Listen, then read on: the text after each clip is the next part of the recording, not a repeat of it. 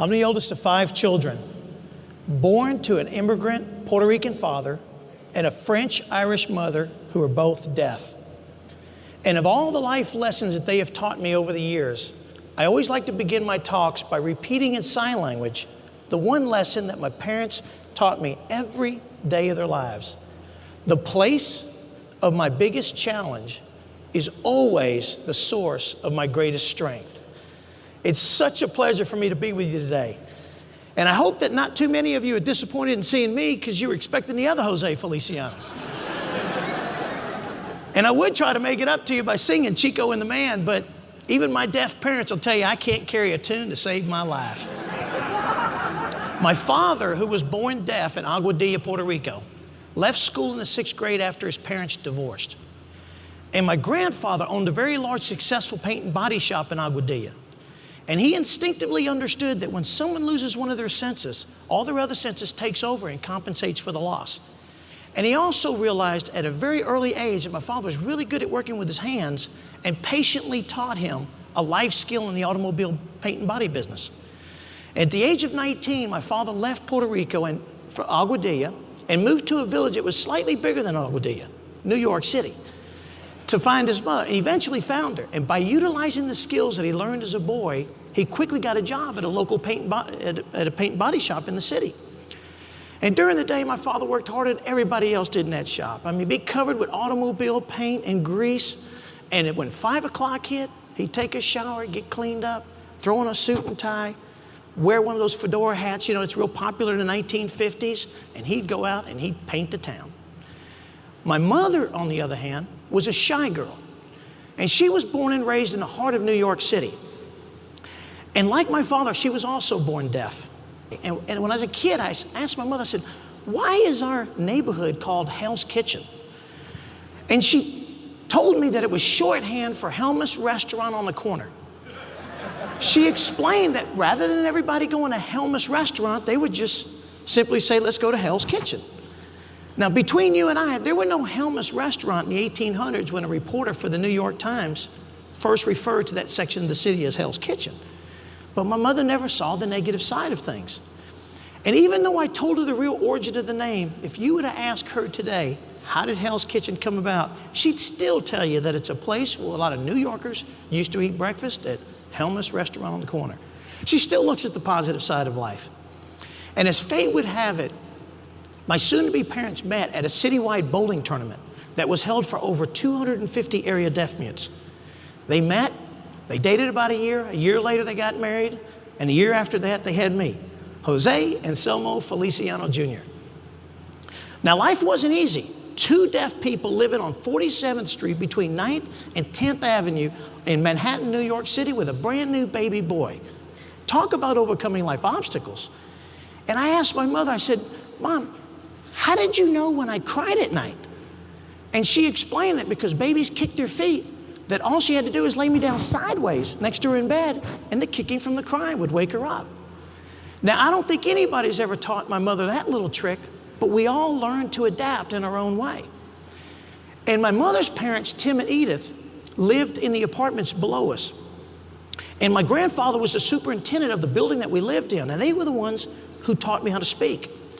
And I was the one, by the time I was 5 years old, who became my parents' most reliable interpreter, which in turn bonded us together way more than the usual parent-child relationship. And I remember telling my daughter, April, like we all have, not to speak with strangers. But soon as I said those words, I realized how much of a difficult world we all live in nowadays. Because I grew up talking to strangers. For my parents, it was a way of life. And learning quickly how to understand adult words and thoughts, and then figuring out a way to communicate that information to my parents with a limited vocabulary of a 5-year-old. And my daughter, by the way, asked a brilliant question. She said, Daddy, if I don't talk to strangers, how do I meet new people? And there's really not a good answer to that question, is there?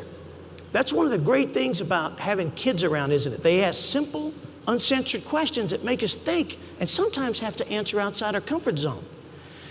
Now, you would think that not being able to talk to strangers or go to people's apartments in New York City would put a damper on Halloween. But no, sir, not the kids in the big city. what we would do, instead of going door to door, we would get our costumes on and go down on 48th Street and 9th Avenue, and we'd walk up, get in groups of 2s and 3s, and we'd walk up to perfect strangers and yell, "Trick or treat!" And we must have been cute kids all dressed up like that, because almost everybody that we went up to would reach in their pockets and grab whatever pocket change they could find, and they would throw it in our bags. And on a good year, we'd each clear $15, $20 a piece. And the more entrepreneurial among us, the kids in the neighborhood who learned quickly how to think outside the box, we'd get our costumes on the day before Halloween. And we'd go up to 47th and Broadway, and we'd go target the tourists, because hell, they didn't know what day it was. And $25, $30 bought an awful lot of candy in those days. When I turned 12 years old, my parents and I attended a parent-teacher conference at my school at PS 51. And this was the first time I ever recall being embarrassed of my parents. It was a kid thing. And our 6th grade teacher, Miss Horn, is standing in front of the classroom, and she's going over the school year. And my best friend Bobby's over there with his mom and dad. And right in front of me was the object of my first schoolboy crush, Becky Johnson. Now, even though that my job that night was to interpret for my parents, I must have been distracted and stopped paying attention for a few seconds. Suddenly, Dad taps me on the shoulder and he goes, "What's your teacher saying?" And being a typical 12-year-old trying to be cool, I said, "Dad, I'll tell you later." Which I guess frustrated him even more than just not being able to hear. So to get my attention again and to make sure that I understood that he was a little bit more than annoyed with me, he clapped his hands one time loudly and he said, "What is your teacher saying?" And before I could answer him, I realized that the whole room had turned around and was looking in our direction. Then to make matters worse, the teacher stops talking and she says, "Jose, is there a problem?" And I explained, "Well, my parents are deaf and my father's asking me what you're talking about." Talk about embarrassing. Then she waited until while everybody in the classroom is looking in our direction, signed to my parents the parts that they had missed. And my face must have been as red as it could be, because all I could remember was praying over and over again for this whole conference to end quickly. And when I got home that night, my father was still upset at me. And he said 2 words to me that I didn't really understand at the time. 2 words that he would repeat more than a few times over the next few years. He said, "Jose, just be. Just be." I didn't have a clue what that meant, just be. I was just glad to survive the ordeal. And I said, "Okay, Dad," and I went off to bed.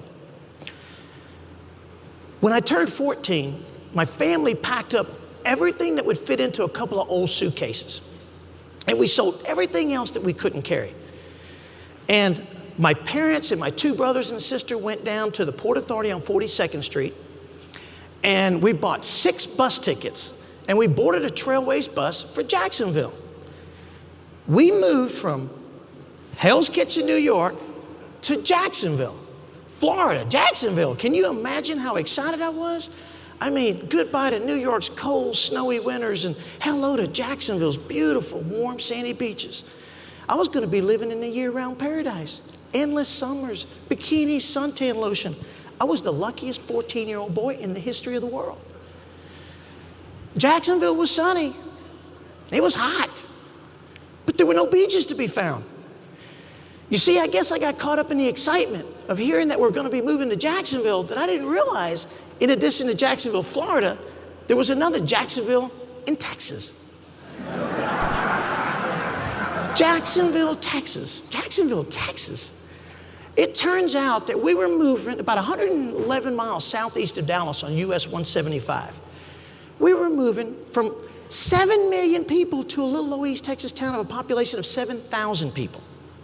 From a city that had thousands of taxi cabs to 1 cab driver, and the guy wasn't even busy. From the city that was so nice they named it twice, to the tomato capital of the world. The tomato capital, the Big Apple to the small tomato. From the home of the Madison Square Garden to my new home being right across the street from the Tomato Bowl, a local football field. I can go on and on, but you get the idea. And after 2 years in Texas, if you know anything about Texas, football is king. And I had a dream. I wanted to go to the University of Texas. And pretty girls, a good education, 80,000 fans at a football game. then reality set in. At the age of 18, I had to make a choice. Either become the legal guardian of my little brother and little sister, or have them go to foster care. Then I thought about my parents, both deaf. My father with a 6th grade education in Spanish. They had to overcome obstacles on a daily basis that we all take for granted. I mean, how do you get from point A to point B in a city like New York without being able to talk, hear, read, or write? How do you get a job if you can't talk in an interview? And if you get the job, how do you keep the job if you can't even hear what the job is or what your fellow coworkers are saying to you? Hell, how do you even get an apartment? And I realized that if my parents can overcome obstacles like that every day of their lives, then becoming a legal guardian of my little brother and little sister would be a snap. And a day after my high school graduation, I got a job working for a road construction company. And I was standing in the hot sun making $4 an hour. And standing in the hot sun, all I was thinking about was to save enough money to buy some sort of transportation. And I started to think about my future. And over the summer, I saved $1,000. And I bought one of those 1967 Chevy Impalas. You know the car they liked at Goodfellas where the trunk was so big that you can give a couple of your dead friends a ride to the dump? Well, I left the road crew at the end of the summer and got a job working at Montgomery Ward's and registered for class at the local community college.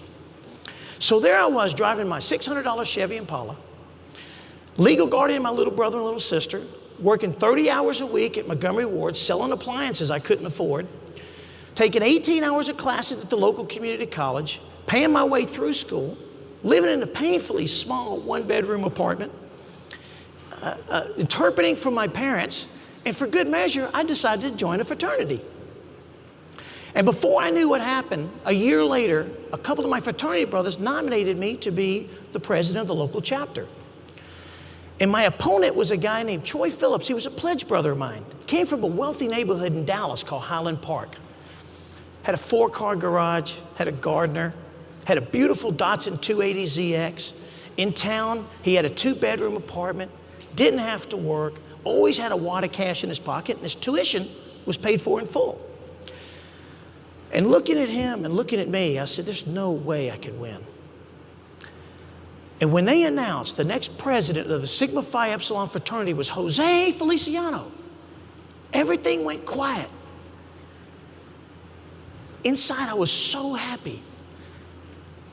And then it hit me what my father had been telling me all those years. Stop worrying about what everybody else thinks, just be. Stop worrying about what everybody else thinks, just be. Just be Jose. Don't try to be someone else. At that moment is when I understood the words of Mark Twain, when he said, when I was a boy of 14, my father was so ignorant I could hardly stand to have the old man around. But when I turned 21, I was astonished at how much the old man had learned in 7 years. It turns out that the same parents that I was, at the age of 12, that I was embarrassed about because they were different, because they were deaf, turns out to be the same people that taught me the most powerful lessons in my life. I mean, I had always had love, family, relationships. They taught me by example to be kind, considerate, and caring. They taught me to be a leader. And they taught me to stop worrying about what everybody else thinks, just be. So many of us spend so much time worrying about what other people think of them that it stops us from being who we really are, doing the things we really want to do, which can prevent us from making bold choices and taking risk. And as I look back through college, the one thing I never really counted on was the overwhelming thoughts of self-doubt. And I could always see my father always saying, stop worrying about what everybody else thinks, just be. And when self-doubt started to creep its little head, I could just see my father always saying, so I took everywhere I went, throughout life's challenges. Be evolved into be, do, have. Be the person you want to be. Do the things you need to do. You're going to have the things you want to have. But be was always on the top of my list. It kept me centered, kept my priorities straight. Because if you can't be with it, you can't even begin to undertake the journey When you can see things done, you can relax. With your objectives clear, you're not swayed by the hiccups or looks like detours along the process, because you can stay the course because you know where you're going. And with the destination in mind, life becomes an adventure filled with lessons of family and children and gifts and challenges, which often turns out to be gifts anyway. But if you would have said Jose Feliciano from New York City to Jacksonville, Texas, with a beat-up Chevy Impala, with deaf parents, living on food stamps, would have thought about success, logically I'd have told you, no way, Jose. But just be, that evolved into be, do, have, allowed me to focus on the dream and leave those doubts behind me. I want to share a secret with you. I learned a long time ago that doubt is the enemy, not fear. Doubt's the father of all negative emotions and the thief who steals our dreams and makes us all play it safe.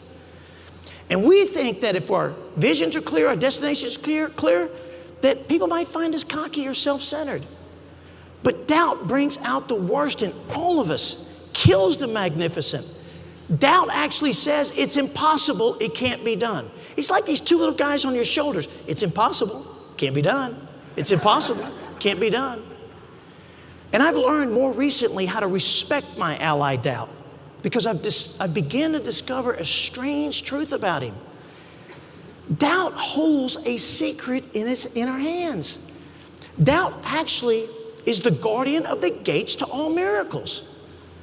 Doubt asks to be overcome, and in the overcoming paves new ways for new rules, new limits, new records. He's the wise guardian who challenges the very best, who's willing to step forward for each one of us, who's prepared to look him in the face and say, doubt, I respect you, I know your value, and I am going to get past you. And I've learned how to take him on as an advisor, because doubt will tell you where your potential pitfalls are and who's not along with your vision, which in turn will tell you where you need to spend a little bit more energy or have a little bit more clarity. And as a young man, as a guardian of my siblings at the age of 18, I had to learn how to get past doubt fast and move beyond believing into knowing that we'd all succeed. If I would have even stopped and even thought about the challenges, I would have been overwhelmed. And as we built Feliciano Financial Group and world-class advisors, Do came along to play alongside B, because we had to do our homework, work in and on our business every day, always doing with the end in mind. And if you think just be is easy, let me share something with you. To just be, we have to begin to believe in ourselves. And when you begin to understand your true potential and look at what you're doing every day and actually fulfilling it, being takes on a whole new meaning. It's a lesson in humility, or it's a kick in the pants as far as being the best version of yourself goes. There's a great deal to be said about experience. And we bring uncompromising knowledge to our clients. But it's our ability to provide a consistent strength of leadership that will always result in delivering a standout performance for our clients. When we are dedicated to the needs of our clients, they will respond exponentially. But we all need to continually recommit to our success, recommit to our business and our clients and our industry. I mean, our immediate goal should be to build a team prepared to thoroughly navigate the changes that our profession will soon experience. We need to prepare for the future by honestly analyzing the strengths and weaknesses of our current existing business plan and be willing to reinforce assets while creating an action plan to immediately address our limitations. The renewal of our commitment is necessary for growth. It stretches us to reach. It requires us to evolve and mandates that we think outside the box and discover new strategies for the future. For those of us that are willing to commit, great opportunities await, because the best way to predict our future is to create it. Napoleon Hill wrote that the most powerful instrument that we have in our hand is the power of our mind. And it's those words as much as any has helped change my life, which has come full circle right here in Atlanta, Georgia. Some of the same great life lessons that I wrote about in Passion for Possibility and learned by watching my parents overcoming their obstacles has convinced me that success is as simple as turning our obstacles into opportunities. I want to thank you for welcoming me so warmly today. And I want to thank my wife for allowing me to just be. And I want to thank my family allowing me to just be. And I want to leave you with the words that my father gave me so many years ago. The place of my biggest challenge is always the source of my greatest strength. Just be. Thank you.